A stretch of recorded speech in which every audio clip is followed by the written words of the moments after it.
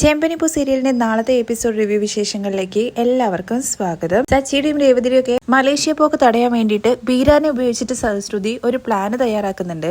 ആദ്യം ബീരാൻ അതിന് എതിർപ്പ് പറയുന്നുണ്ടെങ്കിലും ശ്രുതി അവസാനം ജീവിതം തകരും, ആത്മഹത്യ ചെയ്യൂ എന്നൊക്കെ പറഞ്ഞ് ഭീഷണിപ്പെടുത്തുന്ന രീതി തന്നെയാണ് ബീരാനെ കൊണ്ട് സമ്മതിപ്പിക്കുന്നത്.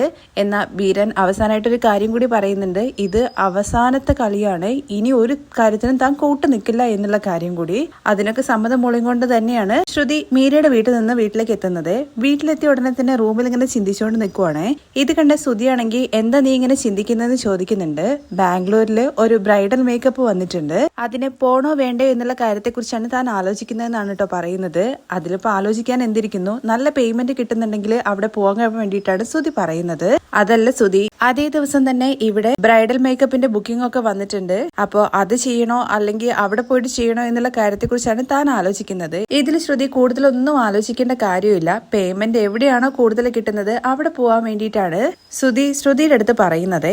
തുടർന്ന് കാണിക്കുന്നത് അങ്ങോട്ടേക്ക് ഒരു പോലീസ് ഓഫീസർ വരുന്നുണ്ട്. എന്നിട്ട് രവീന്ദ്രൻ എന്ന് പറയുന്ന ആളുടെ വീടല്ലേ എന്ന് ചോദിച്ചിട്ടാണ് കേട്ടോ വരുന്നത്. അതെ അച്ഛൻ അന്വേഷിച്ചിട്ട് പോലീസുകാരൻ വന്നിട്ടുണ്ടെന്ന് സച്ചി അവിടുന്ന് വിളിച്ചു പറയുവാണേ. പക്ഷെ അതൊന്നും ചന്ദ്ര കേട്ടിട്ടില്ല. അങ്ങോട്ടേക്ക് വന്ന ഉടനെ തന്നെ പോലീസുകാരാണ് കേട്ടോ കാണുന്നത്. കണ്ട ഉടനെ തന്നെ പോലീസുകാരെടുത്ത് ചോദിക്കുന്നുണ്ട്, ഇവൻ എന്തെങ്കിലും പ്രശ്നം ഉണ്ടാക്കിയോ? കുറച്ചു നാളായിട്ട് പോലീസ് കേസ് അങ്ങനത്തെ കാര്യങ്ങളൊന്നും ഉണ്ടായിരുന്നില്ല, ഇവനെ കൂട്ടിക്കൊണ്ടുപോകാൻ വേണ്ടിയിട്ട് വന്നതാണോ എന്നൊക്കെയാണ് കേട്ടോ പോലീസുകാരെടുത്ത് ചോദിക്കുന്നത്. നിങ്ങൾ അത്രയും കൂടുതൽ ആഗ്രഹിക്കണ്ട, എന്നെ തേടി വന്നതല്ല, അച്ഛനെ തേടി വന്നതാണ്. അച്ഛാ പെട്ടെന്ന് വാ എന്ന് പറഞ്ഞ് വീണ്ടും വിളിക്കുന്നുണ്ട്. അച്ഛനെ തേടി വന്നാന്ന് കേൾക്കുമ്പോഴേക്കും ചന്ദ്രയ്ക്ക് ടെൻഷൻ ആവുന്നുണ്ട്. രവിയെ പിടിച്ചോണ്ട് പോകാൻ വേണ്ടി വന്നതാണെന്ന് വിചാരിച്ചിട്ട് കുറെ അഭ്യാസങ്ങൾ കാണിക്കുന്നുണ്ട്. രവിയേട്ടാ നിങ്ങൾ എന്ത് തെറ്റാ ചെയ്തതെന്നൊക്കെ ചോദിച്ചിട്ടാണ് കേട്ടോ ഓടി ചെല്ലുന്നത്. പോലീസ് വന്നു കഴിഞ്ഞ് കഴിഞ്ഞാൽ ഉടനെ തന്നെ തെറ്റ് ചെയ്തു എന്നാണോ അർത്ഥം, നീ ഒന്ന് മിണ്ടാതിരിക്കും, മാറി നിൽക്കുക എന്ന് പറഞ്ഞിട്ട് രവി പോലീസുകാരന്റെ അരികിലേക്ക് ചെല്ലുവാണേ. രവി പോലീസുകാരന്റെ അരികിൽ ചെന്നിട്ട് ഞാനാണ് രവീന്ദ്രൻ, എന്തായിരുന്നു സാർ കാര്യം എന്ന് ചോദിക്കുന്നുണ്ട്. കാര്യം എന്താണെന്നുള്ള കാര്യം പറയാൻ അനുവദിക്കാതെ ഓരോരുത്തരും ഇങ്ങനെ വർത്തമാനം പറഞ്ഞുകൊണ്ടിരിക്കുകയല്ലേ എന്നാ പോലീസുകാരൻ ചോദിക്കുന്നത്. പാസ്പോർട്ടിന് നിങ്ങൾ അപ്ലൈ ചെയ്തിട്ടുണ്ടായിരുന്നല്ലോ, അതിന്റെ വെരിഫിക്കേഷന് വേണ്ടിയിട്ട് വന്നതാണെന്ന് പറയുന്നുണ്ട്. ഉടനെ തന്നെ പോലീസുകാരനെ ഉള്ളിലേക്ക് കൊണ്ടുപോയിട്ട് ഇരുത്തുന്നുണ്ട് നമ്മുടെ രവീന്ദ്രൻ. ഓ പാസ്പോർട്ട് വെരിഫിക്കേഷൻ ആണോ വന്നത്? ഞാൻ വിചാരിച്ചു ഇവരെന്തെങ്കിലും പ്രശ്നം ഉണ്ടാക്കി കാണും, അതിന് പിടിച്ചോണ്ട് പോവാൻ വേണ്ടിയിട്ട് വന്നതായിരിക്കും എന്ന് ശ്രുതി അവിടെ നിന്ന് ഇങ്ങനെ പറയുന്നുണ്ട്. നീ അല്ലെങ്കിലും അമ്മയെ പോലെ തന്നെയല്ലേ ചിന്തിക്കുക എന്ന് സച്ചി. ഇതിന് മറുപടിയായിട്ട് ശ്രുതിയും പറയുന്നുണ്ട്, നിന്റെ വർത്താനം കേട്ട വിചാരിക്കുമല്ലോ നീ പ്രശ്നമൊന്നും ഉണ്ടാക്കാറില്ല എന്ന്. അതിനുശേഷം പോലീസുകാരൻ ചോദിക്കുന്നുണ്ട് കേട്ടോ എന്തിനാണ് പാസ്പോർട്ട് എടുക്കുന്നത് എന്നുള്ള കാര്യം. മലേഷ്യക്ക് പോകാൻ വേണ്ടിയിട്ടാണ്, ഫാമിലിയോടൊപ്പം പോകുന്നു എന്നൊക്കെ പറയുന്നുണ്ട്. അത് കഴിഞ്ഞ് എല്ലാവർക്കും വേണ്ടിയിട്ടാണല്ലോ, അതുകൊണ്ട് ID പ്രൂഫ് എടുത്തുകൊണ്ട് വരാൻ വേണ്ടി പറയുന്നുണ്ട്. അങ്ങനെ ഓരോരുത്തർ ID പ്രൂഫ് എടുക്കാൻ വേണ്ടി പോകുമ്പോഴേക്കും ബീരാൻ ഗേറ്റ് കടന്ന് ഉള്ളിലെത്തുന്നുണ്ട്. ഈ ശ്രുതിക്ക് വേണ്ടിയിട്ട് അഭിനയിക്കുന്നൊക്കെ സിനിമയിൽ അഭിനയിച്ചിട്ടുണ്ടായിരുന്നെങ്കിൽ എനിക്ക് ഇന്ന് 2 ഇറച്ചിക്കട വെക്കാമായിരുന്നു എന്നൊക്കെ പറഞ്ഞുകൊണ്ടാണ് ഉള്ളിലേക്ക് കയറി വരുന്നത്. അത് കഴിഞ്ഞ് വീണ്ടും പോലീസുകാരെ ID വെരിഫിക്കേഷൻ ഒക്കെ കഴിഞ്ഞ ശേഷം മലേഷ്യയിൽ നിങ്ങളെ റിലേറ്റീവ്സ് ആരെങ്കിലും ഉണ്ടോ എന്ന് ചോദിക്കുമ്പോൾ ശ്രുതിയുടെ അച്ഛനൊക്കെ അവിടെയാണ്, ഫാമിലിയോട് അവർ അവിടെയാണെന്നൊക്കെ പറയുന്നുണ്ട്. അതിനിടയ്ക്ക് ശ്രുതിയുടെ അച്ഛൻ ജയിലിലാണെന്നുള്ള കാര്യം ചന്ദ്ര പറയാൻ വേണ്ടി പോകുമ്പോഴേക്കും എന്റെ അച്ഛൻ ഇപ്പൊ അവിടെയല്ല ഉള്ളത്, വേൾഡ് ടൂറിലാണെന്ന് പറഞ്ഞിട്ട് ശ്രുതി ഒഴിഞ്ഞു മാറുന്നുണ്ട് കേട്ടോ. ഇത് കേട്ട ഉടനെ തന്നെ ചന്ദ്രയാണെങ്കിൽ ഇവളെന്തിനായിരിക്കും ഇപ്പൊ കള്ളം പറയുന്നതെന്ന് ഇങ്ങനെ വിചാരിച്ചും കൊണ്ട് നേരെ ശ്രുതിക്ക് അരികിലേക്ക് ചെല്ലുകയും ശ്രുതിയുടെ അടുത്ത് നിന്റെ അച്ഛൻ ജയിലിലാണെന്നുള്ള കാര്യം എന്താ പറയാത്തത്, എന്തിനാ കള്ളം പറഞ്ഞെന്ന് ചോദിക്കുന്നുണ്ട്. ആന്റി ജയിലിലാണെന്നുള്ള കാര്യം പറഞ്ഞു കഴിഞ്ഞാൽ പാസ്പോർട്ട് കിട്ടാൻ വേണ്ടിയിട്ട് ബുദ്ധിമുട്ടായിരിക്കും. ഓ അങ്ങനെയാണല്ലേ എന്ന് പറഞ്ഞിട്ട് ആ കാര്യത്തെ കുറിച്ച് ചെന്ന് രവിയുടെ അടുത്ത് പോലീസുകാരൻ കേൾക്കാതെ പറയുന്നുണ്ട്. എല്ലാവരുടെയും ID വെരിഫിക്കേഷനും അതുപോലെ തന്നെ പോലീസ് കേസും അങ്ങനെ എന്തെങ്കിലും ഉണ്ടോ എന്നൊക്കെ ചോദിക്കുന്നുണ്ട്. അതിനുശേഷം സൈനൊക്കെ മേടിച്ച് പോലീസുകാരൻ അവിടെ നിന്ന് ഇറങ്ങാൻ വേണ്ടി നിൽക്കുമ്പോഴാണ് ബീരാൻ ഉള്ളിലേക്ക് കയറി വരുന്നത്. പോലീസുകാരനെ കണ്ടിട്ട് ബീരാൻ അവിടെ സ്റ്റക്കായിട്ട് നിൽക്കുവാണ്. ബീരാൻ അങ്ങനെ മനസ്സിൽ വിചാരിക്കുന്നുണ്ട്, ഈ ശ്രുതി എങ്ങാനും പിടിക്കപ്പെട്ടോ, ഈ വീട്ടിലെന്താ പോലീസ് കാര്യങ്ങളൊക്കെ ഉള്ളത്, സമയം തെറ്റിപ്പോയല്ലോ ഞാൻ ഇങ്ങോട്ടേക്ക് വന്നത്, ഉള്ളിലേക്ക് കയറണോ വേണ്ടോ എന്നുള്ള ടെൻഷനിലാണ് കേട്ടോ. പോലീസ് വന്നിരിക്കുന്നത് ID വെരിഫിക്കേഷൻ ആണെന്നുള്ള കാര്യം അറിയാതെ ബീരാനാണെന്നുണ്ടെങ്കിൽ താൻ പെട്ടു എന്ന നിലയിലാണ് നിൽക്കുന്നത്. പക്ഷെ ശ്രുതിയാണെന്നുണ്ടെങ്കിൽ അവിടുന്ന് കണ്ണോണ്ട് ഇങ്ങനെ കോപ്രായം കാണിക്കുന്നുണ്ട്, ഉള്ളോട്ട് കയറി വാ എന്ന്. പക്ഷെ പോലീസുകാരെ കണ്ട ടെൻഷനിലാണ് കേട്ടോ. ബീരാൻ അവിടെ തന്നെ ഇങ്ങനെ സ്റ്റക്കായിട്ട് നിൽക്കുവാണ്. പോലീസുകാരനും അയാളെ തന്നെ ഇങ്ങനെ നോക്കുന്നൊക്കെ ഉണ്ട്. പോലീസുകാരൻ പോകുന്നതിന് മുമ്പായിട്ട് ബീരാന്റെ അരികിലേക്ക് ചെന്ന് ചോദിക്കുന്നുണ്ട് കേട്ടോ താൻ ആരാണെന്ന്. ഞാൻ എന്ന് പറയുന്നല്ലാണ്ട് പോലീസുകാരനെ കണ്ട ടെൻഷനിൽ ബീരാന് തന്റെ പേര് പോലും പറയാൻ വേണ്ടി പറ്റാത്ത അവസ്ഥയിൽ ഇങ്ങനെ ബബബ അടിച്ചു നിൽക്കുമ്പോഴേക്കും ശ്രുതി അവിടുന്ന് പറയുന്നുണ്ട് അതെന്റെ ഇളയച്ചനാണെന്ന്. മാറി നിൽക്കടോ എന്ന് പറഞ്ഞ് പോലീസുകാരൻ അവിടെ നിന്ന് അങ്ങ് പോകുന്നുണ്ട്. ഇലക്ക് കയറി വരുമ്പോഴേക്കും ചന്ദ്രയാണെങ്കിൽ അല്ല നിങ്ങളെന്താ പെട്ടെന്ന് വന്നത്, ശ്രുതി നിങ്ങൾ വരുന്ന കാര്യത്തെ കുറിച്ച് പറഞ്ഞില്ലല്ലോ, ശ്രുതിയുടെ അച്ഛൻ സുഖമായിട്ടിരിക്കുന്നു എന്നൊക്കെ ചോദിക്കുന്നുണ്ട്. അതിനിടയ്ക്ക് ശ്രീകാന്ത് ആണെന്നുണ്ടെങ്കിൽ ഞങ്ങള് നെക്സ്റ്റ് വീക്ക് മലേഷ്യക്ക് വരണമെന്ന് വിചാരിച്ചുള്ള പ്ലാനിലായിരുന്നു എന്നൊക്കെ പറയുന്നുണ്ട്. അതെ സച്ചി അങ്ങനെ ഒരു പ്ലാന് പറഞ്ഞ സമയത്ത് ഞങ്ങളെ എല്ലാവരും കൂടി ചേർന്നിട്ട് ശ്രുതിയുടെ അച്ഛനെ കണ്ടിട്ട് വരാ എന്നുള്ള കാര്യം തീരുമാനിച്ചു എന്ന് രവിയും അദ്ദേഹത്തെ അറിയിക്കുന്നുണ്ട് കേട്ടോ. ഞാൻ ഓൾറെഡി ഇളയച്ചനെ വിളിച്ച് പറഞ്ഞിട്ടില്ലായിരുന്നോ, ഇവരെല്ലാവരും കൂടിയിട്ട് മലേഷ്യയിലേക്ക് വരുന്നുണ്ട്, നമ്മൾ തന്നെ അവരുടെ കാര്യങ്ങൾ നോക്കണമെന്ന്. ഇത് കേട്ട ചന്ദ്രയാണെങ്കിൽ ഓ നീ ശ്രുതി ആദ്യം പറഞ്ഞിട്ടുണ്ടായിരുന്നു എന്ന് ചോദിക്കുകയാണേ. ശരി എന്തായാലും ശ്രുതിയുടെ അച്ഛനെ ഏറ്റവും ഇഷ്ടപ്പെട്ട കാര്യം എന്താന്ന് വെച്ചാൽ പറയൂ, അത് ഞങ്ങൾ ഇവിടുന്ന് മേടിച്ചുകൊണ്ട് പോയിട്ട് അവിടെ ജയിലിൽ പോയി കാണാം എന്നൊക്കെ ചന്ദ്ര ഭയങ്കര എക്സൈറ്റഡ് ആയിട്ട് പറയുന്നുണ്ട്. എന്നാൽ ശ്രീകാന്ത് ആണെങ്കിൽ ജയിലിലേക്ക് അമ്മ അങ്ങനെ ഒന്നും കൊണ്ടുപോയിട്ട് കാണാനൊന്നും പറ്റില്ല എന്ന് പറയാണ്. ഇവരിങ്ങനെ സംസാരിക്കുന്നു എന്നല്ലാണ്ട് ബീരാൻ ഒരു വാക്ക് പോലും അവരുടെ അടുത്ത് സംസാരിക്കുന്നില്ലല്ലോ. അതിനെ കുറിച്ചിട്ട് ചന്ദ്ര ചോദിക്കുന്നുണ്ട്. അതെ ഞാൻ ശ്രദ്ധിച്ചു, വന്നത് മുതലേ അങ്കിള് മുഖമൊന്നും ശരിയല്ലല്ലോ, എന്താ അങ്കിൾ പറ്റിയെന്ന് ചോദിക്കുമ്പോൾ ശ്രുതിയും ചോദിക്കുന്നുണ്ട് എന്താ ഇളയച്ച പറ്റിയത് എന്ന്. അപ്പോഴേക്കും ബീരാൻ അങ്ങ് മോളേന്ന് വിളിച്ചങ്ങ് കരയാൻ തുടങ്ങുവാണേ. കേൾക്കുന്ന സമയത്ത് എല്ലാവരും കാര്യം അന്വേഷിക്കുന്നുണ്ട്. ഞാൻ എങ്ങനെയാണ് ഇത് എന്റെ വായാലെ പറയാ എന്ന് ചോദിച്ചിട്ടാണ് ബീരാൻ കരഞ്ഞോണ്ടിരിക്കുന്നത്. എന്താണെന്നുണ്ടെങ്കിലും നിങ്ങൾ കാര്യം പറഞ്ഞു കഴിഞ്ഞാൽ മാത്രമല്ലേ അറിയാൻ വേണ്ടി പറ്റുള്ളൂ എന്ന് രവിയും പറയുന്നുണ്ട്. ശ്രുതിയാണെങ്കിൽ അതിനിടയ്ക്ക് ഇങ്ങനെ പറയുന്നുണ്ട് ഇളയച്ച ടെൻഷൻ അടിപ്പിക്കാതെ എന്താന്ന് വെച്ചാൽ കാര്യം പറയുന്നു. ശ്രുതി നിന്റെ അച്ഛനെ ശത്രുക്കൾ എല്ലാവരും കൂടി ചേർന്നിട്ട് ഇങ്ങനെ ചെയ്തല്ലോ എന്ന് ചോദിക്കുമ്പോൾ എന്താണ് ചെയ്തത്, എന്താ കൂടുതൽ ശിക്ഷ എന്തെങ്കിലും മേടിച്ചു കൊടുത്തോ എന്നൊക്കെയാണ് ചന്ദ്ര ചോദിക്കുന്നത്. അങ്ങനെയാണെന്നുണ്ടെങ്കിലും കുഴപ്പമില്ല, പക്ഷെ ദൈവം ഇങ്ങനൊരു വിധിയാണല്ലോ ശ്രുതിയുടെ അച്ഛന് കൊടുത്തതെന്നൊക്കെ പറഞ്ഞിട്ട് ഭയങ്കര അഭിനയാണ്. എന്റെ ശത്രുക്കള് ജയിലിൽ വെച്ച് തന്നെ ആളെ വെച്ചുകൊണ്ട് അവരെ ഇല്ലാതാക്കി എന്നുള്ള കാര്യം പറയാണ്. അങ്കിൾ എന്തൊക്കെയാ പറയുന്നതെന്ന് ചോദിക്കുമ്പോൾ നിന്റെ അച്ഛൻ ജയിലിൽ നിന്ന് പുറത്തേക്ക് വരരുതെന്ന് കരുതിയിട്ട് ജയിലിലുള്ള ആളെ തന്നെ ഏർപ്പാടാക്കിയിട്ട് അവിടെ വെച്ച് തന്നെ നിന്റെ അച്ഛനെ കൊന്നു കളഞ്ഞ് ശ്രുതി എന്നൊക്കെ പറഞ്ഞിട്ട് ഭയങ്കര കരച്ചിലാണ്. ശ്രുതിയും ഒട്ടും മോശമല്ല, നല്ല അഭിനയാണ്. ശ്രുതി കരയുന്നത് കാണുമ്പോഴേക്കും ചന്ദ്രയും എല്ലാവരും കരയുന്നുണ്ട് കേട്ടോ. സച്ചിക്ക് മാത്രം അത്ര ഷോക്കായിട്ട് തോന്നുന്നില്ല, ബാക്കി എല്ലാവർക്കും ഭയങ്കരമായിട്ട് സങ്കടമാവുന്നുണ്ട്. ശ്രുതിയുടെ അടിയിലേക്ക് ചെന്നിട്ട് ശ്രുതിയാണെങ്കിൽ ചന്ദ്രയുടെ നെഞ്ചിൽ ഇങ്ങനെ കിടന്ന് കരഞ്ഞുകൊണ്ടിരിക്കുവാണ്. ഞങ്ങള് ഇപ്പോഴാണ് മലേഷ്യയിൽ പോയിട്ട് ശ്രുതിയുടെ അച്ഛന് കാണാന്ന് വിചാരിച്ചത്, പക്ഷെ അപ്പോഴേക്കും ഇങ്ങനെ സംഭവിച്ചല്ലോ. അതിനിടയ്ക്ക് രേവതിയും അതുപോലെ വർഷയൊക്കെ ചോദിക്കുന്നുണ്ട് ജയിലിൽ വെച്ചിട്ട് ഇങ്ങനത്തെ കാര്യങ്ങളൊക്കെ സംഭവിക്കുമോ എന്ന്. അവര് അങ്ങനെ സംഭവിച്ചു എന്നല്ലേ പറയുന്നത്. സച്ചിയാണെങ്കിൽ നിങ്ങൾ പറയുന്നതൊക്കെ ശരി തന്നെയാണോ എന്ന് ഒന്നുകൂടി ചോദിക്കുന്നുണ്ട്. അതെ സച്ചി, ഒരിക്കലും സംഭവിക്കാൻ വേണ്ടി പാടില്ലാത്ത കാര്യമാണ് സംഭവിച്ചത്. എന്തായാലും അവരുടെ അരികിലേക്ക് നമ്മൾ ചെന്നിട്ട് അവർ മരണാന്തരം ചെയ്യേണ്ട കർമ്മങ്ങളും കാര്യങ്ങളൊക്കെ ചെയ്യണം എന്നുള്ള കാര്യമാണ് രവി പറയുന്നത്. പക്ഷെ പെട്ടെന്ന് എങ്ങനെ അങ്ങോട്ട് പോവാ എന്നുള്ള കാര്യത്തെ കുറിച്ച് കേൾക്കുമ്പോഴേക്കും കരഞ്ഞോണ്ടിരിക്കുന്ന ശ്രുതിയാണെങ്കിൽ ഒന്ന് തലപൊക്കി നോക്കുന്നുണ്ട്. അയ്യോ എന്ത് ചെയ്യാനാണ്, അതുപോലും ചെയ്യാൻ അനുവദിക്കാത്ത രീതിയിലാണല്ലോ നമ്മളോട് അവർ ഇങ്ങനൊരു ചെയ്തത്. അവരെ കൊന്നതാണെന്നുള്ള കാര്യം അറിയാതിരിക്കാൻ വേണ്ടിയിട്ട് ഹാർട്ട് അറ്റാക്ക് വന്നതാണെന്ന് റിപ്പോർട്ട് എഴുതിയിട്ട് അവര് തന്നെ അടക്കം ചെയ്തു എന്നുള്ള കാര്യമാണ് കേട്ടോ ബീരാൻ എല്ലാവരും പറഞ്ഞ് വിശ്വസിപ്പിക്കുന്നത്. എന്ന് പറയരുത്, എനിക്ക് അവസാനമായിട്ട് എന്റെ അച്ഛനൊന്ന് കാണണം, എനിക്ക് കാണണമെങ്കിൽ. ഇത് കേട്ട ബീരാനാണെന്നുണ്ടെങ്കിൽ അയ്യോ അങ്ങനെ കാണാൻ വേണ്ടി പറ്റില്ല, അങ്ങനത്തെ ഒരു അവസ്ഥയാക്കി തീർത്തല്ലോ മോളെ എന്നൊക്കെ പറയുന്നുണ്ടെങ്കിലും ഇല്ല എനിക്ക് എന്റെ അച്ഛനെ കണ്ടേ പറ്റുള്ളൂ, എനിക്ക് എന്റെ അച്ഛനെ കാണണം ശ്രുതി, എനിക്ക് എന്റെ അച്ഛനെ കാണണം അമ്മ ആന്റി എന്നൊക്കെ പറഞ്ഞിട്ട് ഭയങ്കര അഭിനയാണ്. അങ്ങനെ കരഞ്ഞ് ബോധമില്ലാതെ താഴെ വീഴുന്ന രീതിയിലൊക്കെ കാണിക്കുന്നുണ്ട്. അപ്പോഴേക്കും രേവതി പെട്ടെന്ന് വെള്ളം എടുത്തിട്ട് വാ എന്നൊക്കെ പറഞ്ഞ് ചന്ദ്രയെ സീനാക്കുന്നുണ്ട്. ചുമ്മാ അഭിനയിക്കുക എന്നുള്ള കാര്യം ആർക്കും അറിയില്ലല്ലോ. പക്ഷെ ബീരാനാണെങ്കിൽ മനസ്സിൽ വിചാരിക്കുന്നുണ്ട് കേട്ടോ ഇങ്ങനൊരു സീന് പറഞ്ഞില്ലല്ലോ, ഇനിയിപ്പോ എന്താ ചെയ്യാ, എന്തായാലും പഴയ സീന് തന്നെ മെയിൻറ്റെയിൻ ചെയ്യാന്നൊക്കെ പറഞ്ഞിട്ട് നല്ല അഭിനയാണ് ബീരാനു. മുഖത്ത് വെള്ളമൊക്കെ കുടയുമ്പോഴേക്കും ശ്രുതിക്ക് ബോധമൊക്കെ വരുന്നുണ്ട് കേട്ടോ. കുറച്ച് വെള്ളമൊക്കെ കുടിച്ച് വീണ്ടും കരയാൻ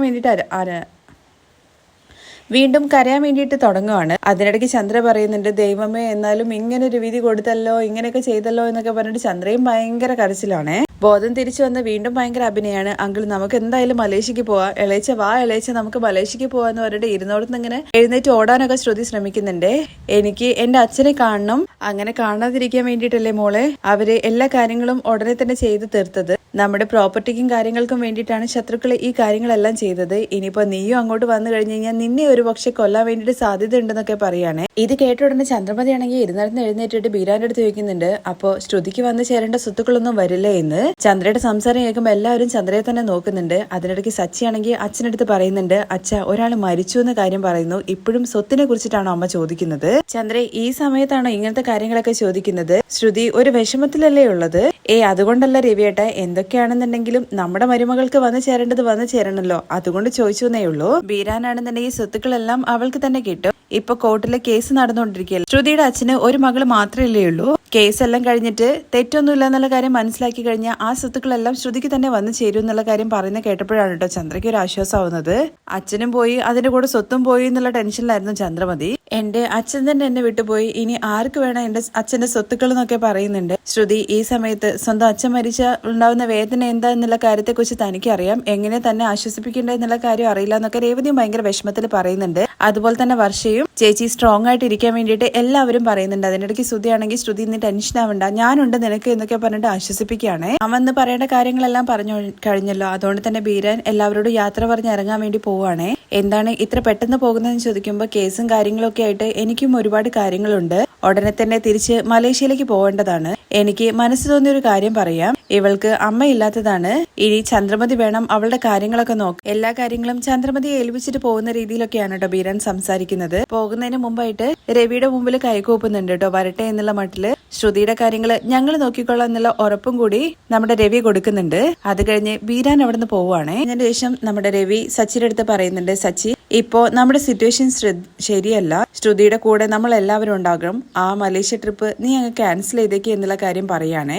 അതിനു വേണ്ടിയിട്ടാണ് ശ്രുതി ഈ അഭ്യാസങ്ങളൊക്കെ കാണിച്ചതെന്നുള്ള കാര്യം സച്ചിക്ക് നന്നായിട്ട് മനസ്സിലാവുന്നുണ്ട് കേട്ടോ. അതിനിടയ്ക്ക് കരഞ്ഞോണ്ടിരിക്കുന്ന ശ്രുതിയെ കൂട്ടിയിട്ട് മുറിയിലേക്ക് പോകുന്നുണ്ട് കേട്ടോ ശ്രുതി. ഉള്ളിൽ പോയിട്ട് ശ്രുതിയുടെ മടിയിൽ കിടന്ന് കരഞ്ഞോണ്ടിരിക്കുകയാണ് കേട്ടോ ശ്രുതി. നിന്നെ എങ്ങനെ സമാധാനിപ്പിക്കേണ്ടതെന്നുള്ള കാര്യം എനിക്കറിയില്ല, ഒരിക്കലും ഇങ്ങനെയൊന്നും സംഭവിക്കുന്ന ഞാൻ മനസ്സിൽ പോലും വിചാരിച്ചിട്ടില്ലായിരുന്നു. ഞാനും ശ്രുതി ഒരിക്കലും ഇതൊന്നും പ്രതീക്ഷിച്ചില്ല എന്ന് ശ്രുതിയും പറയുന്നുണ്ട്. നീ അച്ഛൻ ജയിലിൽ വന്നിട്ട് കാണണമെന്ന് ഒരുപാട് ആഗ്രഹിച്ചതല്ലേ, പക്ഷെ ഇനി ശ്രുതി അതൊന്നും നടക്കില്ലല്ലോ.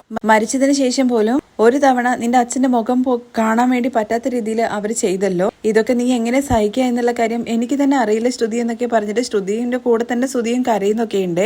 എന്റെ കൂടെ ശ്രുതി ഇരിക്കുന്നത് മാത്രമാണ് എനിക്കൊരു ആശ്വാസം, എനിക്ക് ശ്രുതി അല്ലാതെ ഇനി മറ്റാരും ഇല്ല എന്നൊക്കെ ശ്രുതിയും പറയുന്നുണ്ട്. നീ വിഷമിക്കേണ്ട ശ്രുതി, നിന്റെ അച്ഛന്റെ സ്ഥാനത്ത് നിന്ന് നിന്നെ ഞാൻ നോക്കും, നിനക്ക് വേണ്ടിയിട്ട് ഞാൻ ഉണ്ടാകും എന്നൊക്കെ പറയുന്നുണ്ട്. നിന്റെ അച്ഛനെ നേരിട്ട് കാണണമെന്ന് ഞാനും ഒരുപാട് ആഗ്രഹിച്ചിട്ടുണ്ടായിരുന്നു, പക്ഷെ ഒരു തവണ പോലും അദ്ദേഹത്തെ കാണാനുള്ള ഭാഗ്യം എനിക്ക് ഉണ്ടായില്ല. ശ്രുതി, നീ അദ്ദേഹത്തെ കണ്ടിട്ടുണ്ടായിരുന്നെങ്കിൽ ഉറപ്പായിട്ടും നിനക്ക് അച്ഛനെ ഒരുപാട് ഇഷ്ടാവുമായിരുന്നു. അച്ഛൻ ജയിലിൽ നിന്ന് പുറത്തിറങ്ങിയതിനു ശേഷം മലേഷ്യയിലേക്ക് നമ്മൾ രണ്ടുപേരും കൂടി പോകണം, അച്ഛന്റെ കൂടെ ഒരുപാട് ദിവസം നിൽക്കണം എന്നൊക്കെ ഞാൻ ഒരുപാട് ആഗ്രഹിച്ചതാണ്. പക്ഷേ ഇനി അതൊന്നും നടക്കില്ലല്ലോ ശ്രുതി. ഇതിനൊക്കെയാണ് ശ്രുതി വിധി എന്നുള്ള കാര്യം പറയുന്നതെന്ന് തോന്നുന്നു. എന്തായാലും നാളെ ഞാൻ ഷോറൂമിന് അവധി കൊടുക്കാം, അങ്കിള് മരിച്ചതല്ലേ, അദ്ദേഹത്തിന് ഒരു റെസ്പെക്ട് കൊടുക്കണല്ലോ, അതിന് വേണ്ടിയിട്ടാന്നൊക്കെ പറയുമ്പോഴേക്കും ശ്രുതി ആണെങ്കിൽ കിടന്നിടത്തുനിന്ന് എഴുന്നേൽക്കുവാണേ. അതൊന്നും വേണ്ട ശ്രുതി, അച്ഛൻ പോയതിനു ശേഷം ഷോറൂം ഒരു ദിവസം അടച്ചിട്ടിട്ട് എന്ത് കിട്ടാനാണ്? അച്ഛൻ എപ്പോഴും പറയാറുണ്ട് ബിസിനസ്സിൽ ഒരു മിനിറ്റ് പോലും നമ്മൾ വേസ്റ്റ് ചെയ്യാൻ വേണ്ടി പാടില്ല എന്ന്. ആണോ എന്ന് ശ്രുതി ചോദിക്കുന്നുണ്ട്. അതും ശരി തന്നെയായിരിക്കും, കാരണം അദ്ദേഹം വലിയ ബിസിനസ്സും കാര്യങ്ങളൊക്കെ ചെയ്യുന്ന ആളല്ലേ, അദ്ദേഹം പറഞ്ഞു കഴിഞ്ഞാൽ ശരിയായിരിക്കുന്നു ശ്രുതിയും. ഇനി ശ്രുതിക്ക് എനിക്ക് ശ്രുതിയെ മാത്രമേ ഉള്ളൂ, നമ്മൾ രണ്ടുപേരും നന്നായിട്ട് അധ്വാനിച്ചിട്ട് ഡെവലപ്പ് ആകണം. ശ്രുതിയുടെ കൂടെ എപ്പോഴും താനുണ്ടാകും. എന്തായാലും 2 ദിവസം നീ റെസ്റ്റ് എടുത്തോ, കടയിലേക്കൊന്നും വരണ്ട എന്നുള്ള കാര്യം ശ്രുതി പറയുന്നുണ്ട്. അതൊന്നും വേണ്ട, ഞാനിവിടെ തനിയെ നിന്ന് കഴിഞ്ഞു കഴിഞ്ഞാൽ അച്ഛന്റെ ഓർമ്മകൾ എന്നെ അലട്ടുകയും ഞാനിവിടെ നിന്ന് കരഞ്ഞോണ്ടേ തന്നെ ഇരിക്കും. ശ്രുതിയുടെ കൂടെ ഇരിക്കുമ്പോൾ എനിക്കൊരു ആശ്വാസം കിട്ടും. ഞാനിവിടെ തനിയെ ഇരുന്ന് കരഞ്ഞു കഴിഞ്ഞു കഴിഞ്ഞാലും അച്ഛനൊന്നും തിരിച്ചു വരാൻ വേണ്ടി പോകുന്നില്ലല്ലോ, അച്ഛനില്ല എന്നുള്ളത് ഞാൻ ആക്സെപ്റ്റ് ചെയ്യണം. ഞാൻ ശ്രുതിയുടെ കൂടെ ഇരുന്ന് കഴിഞ്ഞു കഴിഞ്ഞാൽ എനിക്ക് അതിനൊക്കെ പറ്റുന്നൊക്കെ പറയുന്നുണ്ട്. ശ്രുതിയുടെ സംസാരം എല്ലാം കേൾക്കുമ്പോൾ നിനക്ക് എന്താണോ ശരിയെന്ന് തോന്നുന്ന വെച്ചാൽ അത് ചെയ്യാൻ വേണ്ടി പറയുന്നുണ്ട്. അതിനിടയ്ക്ക് ശ്രുതിയുടെ ഫോണിലേക്ക് ഒരു കോള് വരുന്നുണ്ട്. റൂമിൽ ഇരുന്നിട്ട് സംസാരിച്ചിട്ട് കേൾക്കുന്നില്ല. ശ്രുതിയാണെങ്കിൽ ഹലോ ഹലോ എന്നൊക്കെ പറഞ്ഞ് പുറത്തേക്ക് അങ്ങ് ഇറങ്ങി പോകുന്നുണ്ട്. അതേസമയം മീര ശ്രുതിയുടെ ഫോണിലേക്കും വിളിക്കുന്നുണ്ട്. അവൾ അറ്റൻഡ് ചെയ്തപ്പോൾ തന്നെ മീര ചോദിക്കുന്നുണ്ട് സംസാരിക്കാൻ പറ്റിയ സമയമാണോ എന്ന്. പറഞ്ഞോടി. അല്ല ബീരാൻ വന്നിട്ട് കാര്യങ്ങളെല്ലാം ചെയ്തോ? ഇപ്പൊ വന്ന് പറഞ്ഞു പോയതേ ഉള്ളൂ. എടി ഞമ്മള് വിചാരിച്ച മാതിരി ഒന്നും അല്ല കേട്ടോ, നല്ല അഭിനയാണെന്നുള്ള കാര്യം ശ്രുതി പറയുന്നുണ്ട്. അവരെല്ലാവരും വിശ്വസിച്ചോടി എന്ന് മീര ഭയങ്കര കാര്യത്തോടു കൂടി ചോദിക്കുന്നുണ്ട്. എല്ലാവരും വിശ്വസിച്ചു, എല്ലാവരും എനിക്ക് ആരുതലൊക്കെ പറഞ്ഞിട്ടാണ് പോയിരിക്കുന്നത്. നീ എന്തായാലും കൊള്ളാടി, ഇല്ലാത്ത ഒരു അച്ഛനെ ഉണ്ടാക്കിയിട്ട് അദ്ദേഹത്തിന് ജയിലിലേക്ക് അയച്ച് ഇപ്പൊ മൊത്തത്തിൽ വേണ്ടെന്ന് വെച്ചു. ഇനി എന്തായാലും അച്ഛനെ കൊണ്ട് ഉപയോഗമൊന്നുമില്ല, അച്ഛന്റെ ആവശ്യമില്ല എന്ന് ശ്രുതി പറയുന്നുണ്ട്. പക്ഷെ അച്ഛന്റെ ആവശ്യമല്ലേ ഇല്ലാത്തതുള്ളൂ, അച്ഛന്റെ സ്വത്തുക്കൾ വേണ്ടി വരുമല്ലോ. നിന്റെ അമ്മായിമ്മയ്ക്കെന്ന് ചോദിക്കുമ്പോ പിന്നെ അല്ലാതെ അമ്മായിമ്മ അതിനെക്കുറിച്ച് ചോദിച്ചു. ഇപ്പോ കേസിലാണ് സ്വത്തുക്കളൊക്കെ എന്ന് പറഞ്ഞിട്ട് അഡ്ജസ്റ്റ് ചെയ്തു. ഇത് നല്ല ഐഡിയ ആണ് കേട്ടോ. പൊതുവെ കേസും കാര്യങ്ങളും ഈ സ്വത്തിന്റെ കാര്യങ്ങളൊക്കെ ഒരുപാട് വർഷം എടുക്കുമല്ലോ. നിന്റെ ഈ സ്റ്റോറിക്ക് ഒരു 100 വർഷം നീ അതും പറഞ്ഞിട്ട് കൊണ്ടു നടന്നോളൂല്ലോ. എന്താണെങ്കിലും ആന്റി ഇതിനെ കുറിച്ച് ഇടയ്ക്കിടയ്ക്ക് ചോദിച്ചുകൊണ്ടേയിരിക്കും. അപ്പോഴേക്കും ശ്രുതിയും ഞാനും കൂടി ചേർന്നിട്ട് ബിസിനസ് നന്നായിട്ട് ഡെവലപ്പ് ചെയ്യണം. അതിനുശേഷം വേണമെന്നുണ്ടെങ്കിൽ സത്യം തുറന്നു പറയാലോ. ഇപ്പൊ എന്തായാലും തൽക്കാലത്തേക്ക് രക്ഷപ്പെട്ടു. ഇനി അടുത്ത പ്രശ്നം എന്താണ് വരാൻ വേണ്ടി പോകുന്നതെന്നുള്ള കാര്യം അറിയില്ല. മലേഷ്യ ട്രിപ്പൊക്കെ ക്യാൻസൽ ചെയ്ത കാര്യത്തെ കുറിച്ച് മീരയുടെ അടുത്ത് ഓൾറെഡി പറഞ്ഞു കേട്ടോ. ഇനിയിപ്പോ വേറെ പ്രശ്നം വന്നു കഴിഞ്ഞാലും എന്താ കുഴപ്പം, നിനക്ക് എല്ലാ പ്രശ്നങ്ങളും നൈസായിട്ട് ഹാൻഡിൽ ചെയ്യാൻ വേണ്ടി പറ്റുമല്ലോ. തൽക്കാലത്തേക്ക് മാത്രമേ ആശ്വാസമുള്ളൂ. എന്തായാലും ആ സച്ചിക്കും രേവതിക്കും എന്തൊക്കെയോ സംശയം തോന്നിയിട്ടുണ്ട്. അവര് ഈ വീട്ടിൽ നിൽക്കുന്നത് എനിക്ക് ഭയങ്കര പ്രശ്നമാണ്. അവർക്ക് ഇനി ഒരു സംശയം തോന്നാൻ വേണ്ടി പാടില്ല എന്നൊക്കെയാണ് ശ്രുതി പറയുന്നത്. അവരുടെ മുമ്പിൽ ഒരു സത്യങ്ങളും വെളിപ്പെടാൻ വേണ്ടി പാടില്ല. എന്തായാലും ഇപ്പോഴത്തേക്കുള്ള പ്രശ്നങ്ങളൊക്കെ തീർന്നല്ലോ, അതൊക്കെ തീർന്നു, ഞാൻ പിന്നെ വിളിക്കാടി എന്ന് പറഞ്ഞിട്ട് ശ്രുതി വേഗം ഫോൺ വെക്കുന്നുണ്ട്. അത് കഴിഞ്ഞ് രാത്രിയിലാണ് കേട്ടോ കാണിക്കുന്നത്. രേവതി പതിവ് പോലെ തന്നെ സച്ചിക്ക് അരികിലേക്ക് വരുവാണ്. രേവതിയാണെന്നുണ്ടെങ്കിൽ ഭയങ്കര വിഷമത്തിലാണ്. കാരണം ശ്രുതിയുടെ അച്ഛൻ മരിച്ചുപോയി എന്ന് ശരിക്കും വിചാരിച്ചിട്ടാണല്ലോ രേവതി സംസാരിക്കുന്നത്. പാവം അവള് വന്ന് രാവിലെ മുതൽ ഭയങ്കര കരച്ചിലാണ്. വൈകുന്നേരം ഫുഡ് കഴിക്കാനൊന്നും വന്നില്ല. അല്ലെങ്കിലും അച്ഛൻ മരിച്ചു പോയി കഴിഞ്ഞ് കഴിഞ്ഞാൽ പിന്നെ നമുക്ക് ഒരു തുള്ളി വെള്ളം പോലും ഇറങ്ങില്ല. അനുഭവം ഉണ്ടല്ലോ, ആ ഒരു രീതിയിലൊക്കെയാണ് കേട്ടോ സംസാരിക്കുന്നത്. അപ്പോഴും സച്ചി ഇങ്ങനെ ആലോചിച്ചുകൊണ്ട് നിൽക്കുന്നുണ്ട്. അത് കഴിഞ്ഞ് കുറച്ച് കഴിയുമ്പോൾ പൗഡർ എടുത്തിയുടെ അച്ഛനെ കൊന്നു എന്നുള്ള കാര്യം പറഞ്ഞില്ലേ, അത് വിശ്വസിക്കണോ വേണ്ടോ എന്നുള്ളൊരു ഇതിലാണ് ഞാന്. അതെന്താ സച്ചേട്ടൻ അങ്ങനെ പറഞ്ഞത്? നോർമലി ഇനിയിപ്പോ അവര് ഹാർട്ട് അറ്റാക്ക് വന്ന് മരിച്ചതാണെന്നുണ്ടെങ്കിലും അല്ലാതെ അവരെന്നെ ജയിലിൽ വെച്ച് ആര് കൊന്നതാണെന്നുണ്ടെങ്കിലും അങ്ങനെ ഒരു സംഭവം ജയിലിൽ വെച്ച് നടന്നിട്ടുണ്ട് എന്നുണ്ടെങ്കിലോ ഉറപ്പായിട്ടും ആദ്യം കോള് വരിക മരണപ്പെട്ട അടുത്ത ബന്ധുക്കൾക്കാണല്ലോ. അങ്ങനത്തെ ഒരു കോള് പൗഡർ അടുത്തേക്ക് വന്നിട്ടില്ല. ആ മലേഷ്യ ഇളയച്ചൻ വന്നിട്ടല്ലേ കാര്യങ്ങൾ പറഞ്ഞത്. അതാണ് എനിക്ക് ഡൗട്ടായിട്ട് തോന്നുന്നത്. പുറത്താരും അറിയണ്ടെന്ന് വിചാരിച്ചിട്ടല്ലേ സച്ചേട്ടൻ ചോദിക്കുമ്പോ രേവതി നീ എന്താ ഈ പറയുന്നത്? ആരെങ്കിലും വല്ല ആക്സിഡന്റോ മറ്റോ നടന്നു കഴിഞ്ഞു കഴിഞ്ഞാൽ സാധാരണ മരണം സംഭവിച്ചു എന്ന് പറഞ്ഞിട്ട് ബോഡി സ്വന്തം ആൾക്കാരുടെ കയ്യിലേക്ക് കൊടുക്കും. ഇതെന്താ ചെയ്തിരിക്കുന്നത്? അവര് തന്നെ മറവ് ചെയ്തതിന് ശേഷം അവര് ഈ കാര്യത്തെക്കുറിച്ച് സ്വന്തക്കാരെ വിളിച്ചിട്ട് പറയുമോ? എന്തൊക്കെയാണെങ്കിലും സച്ചേട്ടാ, അവിടുത്തെ നിയമങ്ങൾ എന്താന്നുള്ള കാര്യം നമുക്ക് അറിയില്ലല്ലോ. അതുകൊണ്ടാണ് ഈ പൗഡർ എടുത്തി പറയുന്ന എല്ലാ കാര്യങ്ങളും നമ്മൾ വിശ്വസിക്കേണ്ടി വരുന്നത്. അവിടെ എന്തായാലും സച്ചേട്ടാ എന്തോ ഒരു തെറ്റ് നടന്നിട്ടുണ്ട്. അവരുടെ എതിരാളികള് ഇവരെ കൊന്നു എന്നുള്ള കാര്യമല്ലേ പറയുന്നത്. അങ്ങനെയാണെന്നുണ്ടെങ്കിൽ അത് മരിച്ച അന്ന് തന്നെ പറയേണ്ടതല്ലേ? പക്ഷെ മരണം നടന്നിട്ട് കുറച്ച് നാളായെന്നല്ലേ അദ്ദേഹം പറഞ്ഞത്. അങ്ങനെയാണെങ്കിൽ അവർ ഉടനെ തന്നെ കാര്യങ്ങൾ പറയേണ്ടതല്ലേ? ഒരുപക്ഷെ ശ്രുതിയുടെ മനസ്സ് വിഷമിക്കണമെന്ന് വിചാരിച്ചിട്ടായിരിക്കും രേവതി അങ്ങനെ അച്ഛൻ മരിച്ചിട്ടുണ്ടെന്നുണ്ടെങ്കിൽ അത് ഉടനെ തന്നെ മക്കളെ അറിയിക്കുകയാണ് ചെയ്യുക.